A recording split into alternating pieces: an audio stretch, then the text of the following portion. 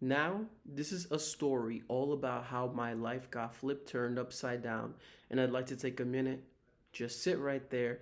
I'll tell you how I became the prince of a town called Bel-Air. Speaking of Bel-Air, today in Handsome Reviews with a Handsome Guy, I, your host, Jamiel Surita, will be talking about the show Bel-Air, which recently came out on Peacock.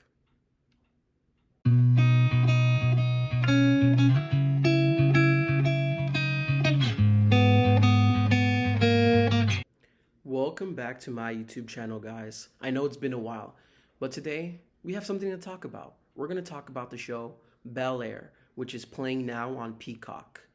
So, the show has a history, right? Because it's basically a legacy series, which is something I made up when I was watching it. Because that's the one thing that everyone's going to be comparing it to. The original series, which came out in the 1990s. And now, here in the 2020s, we have this new version out. You know, to tell you guys the truth, I kind of stalled on watching it for a long time because I felt like, oh, why are we gonna retread this thing? Why aren't they making something original or different? But I do like the idea of genre hopping, meaning, you take one idea from one genre into another. For example, this show goes from a comedy, because in the 1990s it was a sitcom, into a dramedy, or more like a drama, which I felt like is very popular nowadays with like like those CW shows, which are like an hour long, and then like drama happens. Basically, it's that, but it doesn't feel on the CW level because those shows feel very cheap. This one feels new and different, and it kind of takes the idea of the original series, which for a long time for me kind of felt like one of those shows where they had like lessons at the end of each episode, and you feel those kind of lessons happen in the show, but it's more subtle, which makes it easier to watch. You know why? Because it doesn't feel like someone's preaching at you. And sometimes that can feel very annoying. So definitely it's different.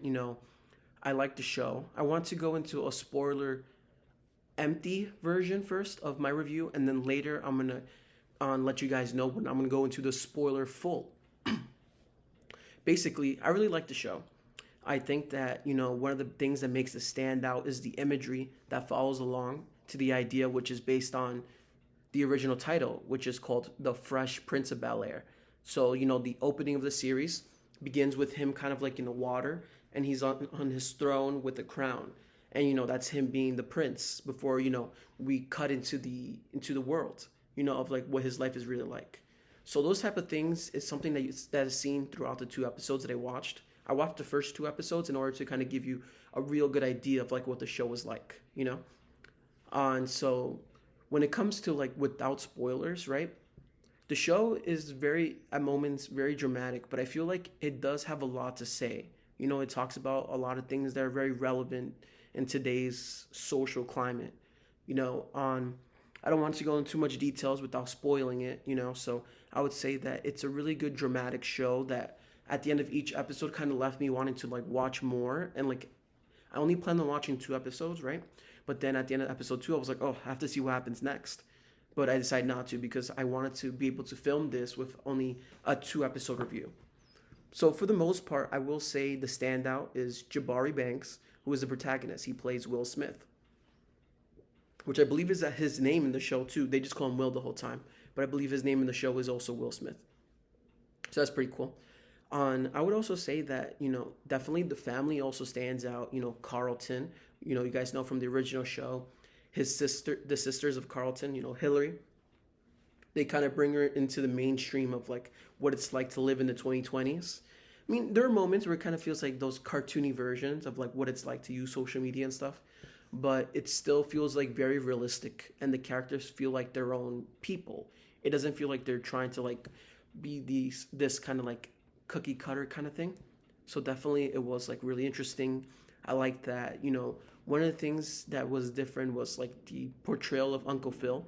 He had a very similar vibe to the original Uncle Phil, but there were moments where I didn't like him. And then I think they were also kind of trying to poke into like other parts of like what it means for example, to have like a very wealthy black African American family, not when I say that, I mean that's part of like what people are gonna watch it seeing. So it was really interesting and different. I really liked it. It was very entertaining. So for the most part, before I go into my spoiler filled and I can talk about like, I like this character, I didn't like that character. For those of you who didn't watch, I would recommend for you guys to watch it. It's very entertaining, I think there's like 8 episodes out already or something. And it's very dramatic. And the way they retell the original series, it makes sense for why they turned it more into drama than comedy. Because in reality, what happens to Will in the original series, it's kind of scary and traumatic. So to bring that into the drama, it's not really that much of a stretch. So it was definitely really interesting and cool and entertaining. And I'm really glad to kind of see Will Smith bringing out like this kind of very different type of show. Because I feel like a lot of the famous people like Will Smith, or if you want to compare him to someone like big, like a producer actor, would be Dwayne Johnson. Everything's very PG, but this show feels different. It feels more realistic as to how people really do react, and things like that. So it was very, very much interesting, different, fun. There were moments where I really hated characters, and that's really the best way to watch a show. Hate watching. Thank you for watching, guys. So if you guys didn't watch a show and you don't want to get spoiled, you can definitely click off now. Just don't forget to give this video a like, to subscribe, because we're going to be talking about other shows and movies in the future. And thank you again for sticking around with me, guys. And now, we're going to head into spoiler territory. Thanks again for watching, guys.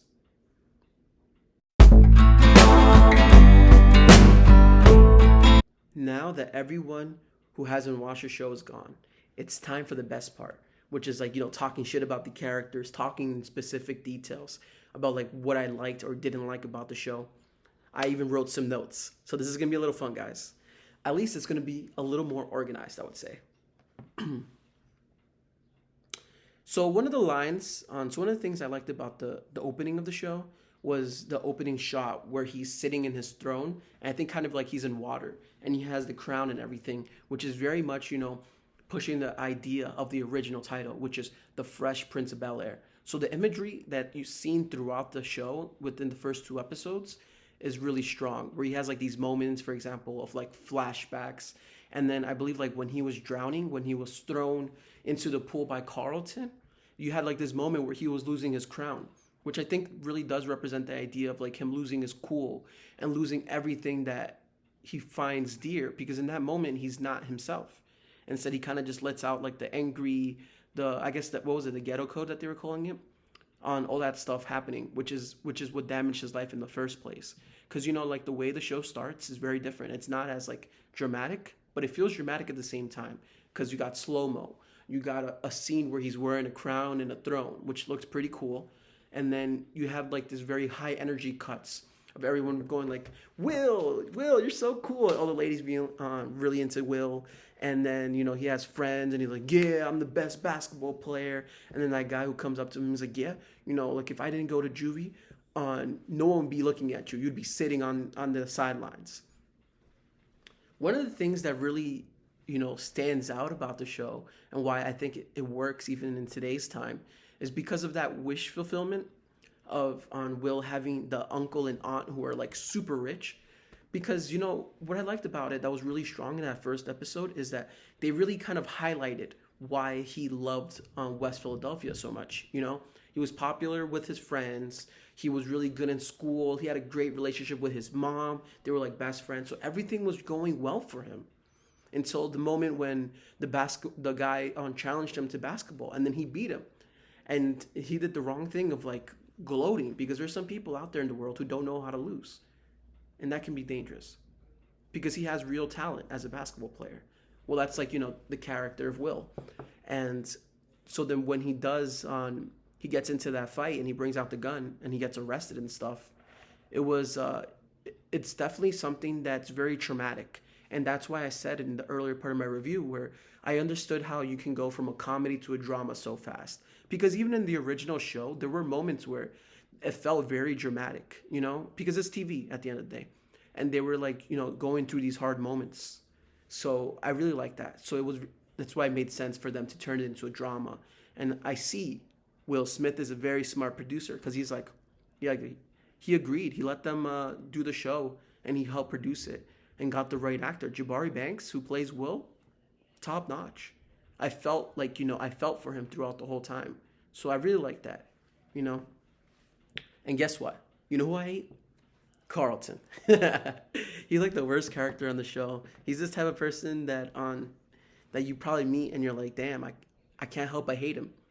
So that's how you know the actor is doing his job because he's doing it justice, the role of Carlton.